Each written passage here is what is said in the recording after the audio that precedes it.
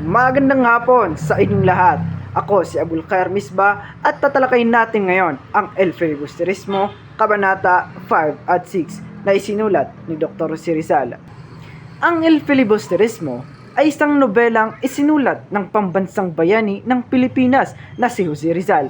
Inilathala noong 1891. Ito ang karugtong ng unang nobela ni Rizal na Noli Me Tangere. Ang terminong El Filibusterismo ay isinalin sa The Filibustering o The Subversive sa Ingles.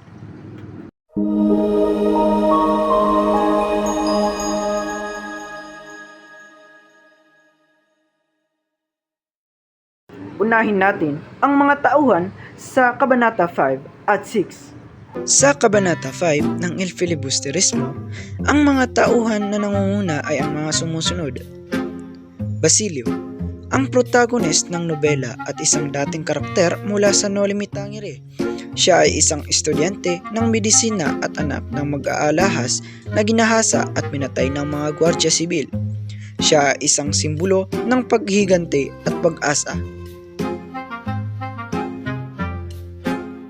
Bin Zaib, isang mamamahayag na nagtatrabaho sa pahayagan na La Solidaridad. Siya ay kilalang nagpapahayag ng mga isyong panlipunan at may malalim na pagkaunawa sa kalagayan ng bansa. Isagani, isang hindi pa ganap na abogado at estudyante ng medisina. Siya ay isang romantista at kasintahan ni Paulita Gomez. Sa Kabanata 6, ang mga sumusunod na tauhan na nabanggit ay kasama si Kapitan Basilio, isang pinuno ng bayan ng San Diego na kilala bilang si Kapitan Basilio. Siya ay may malawak na impluensya sa mga naganap sa bayan at isang halimbawa ng puwersa ng mga prail at elite sa lipunan. Padre Camora, isang praileng mapagmanipula at mapagpanggap. Siya ay isa sa mga karakter na sumisimbolo ng mga negatibong katangian ng mga praile sa nobela. Dito naman tayo sa talasalitaan. Palihim, patago, bunton, tambak, yumao, pumanaw, lumisan, namatay, gula-gulanit, sira-sira, alila, alipi, kombento, simbahan, kinamuhian, kinasuklaman, nagpakadalubhasa, eksperto o nagpakahusay. Dito naman tayo sa tagpuan 5 at 6. Ang tagpuan sa Kabanata 5 ng El Filibusterismo ay sa isang pagtitipon ng mga tao sa bahay ni Kapitan Tiago. Dito ay nagkakaroon ng isang salo-salo at pinagdiriwang ang pagbabalik ni Simon, ang dating Crisostomo Ibarra. Sa Kabanata 6 naman, ang tagpuan ay nasa kumbento ng mga madre. Dito ay nakikipag-usap si Simon kay Padre Florentino na ibinahagi ang kanyang mga nalalaman at plano para sa revolusyon. At simulan na natin ang kwento sa Kabanata 5. Naantala ang pagdating ni Basilio sa San Diego nang harangin ng Guardia Sibil ang karwaheng sinasakyan niya. Nagkataong naiwan ng kotsero ang sidula nito kaya't kinulata ito ng Guardia Sibil. Sabi ng kotsero, "Marahil ay walang mga Guardia Sibil noon. Kung mayroon ay hindi sila mabubuhay ng matagal dahil sa pangungulata."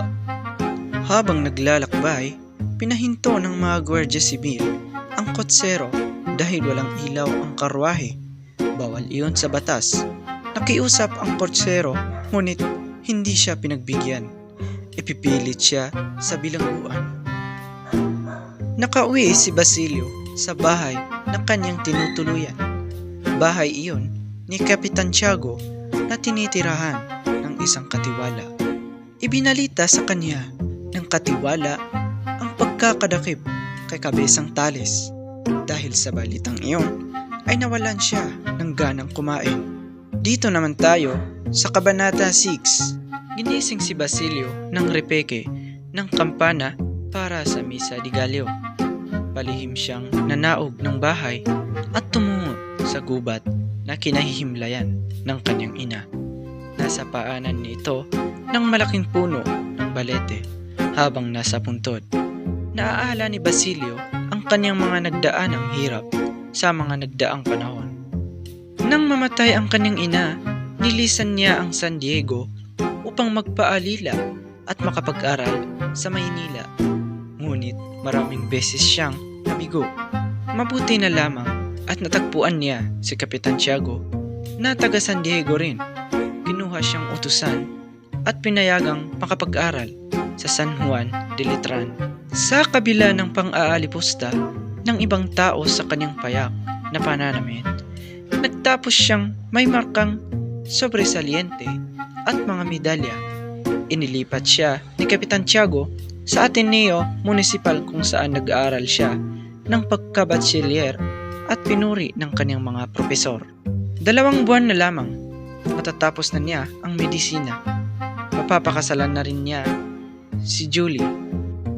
Dito naman tayo sa buod ng storya.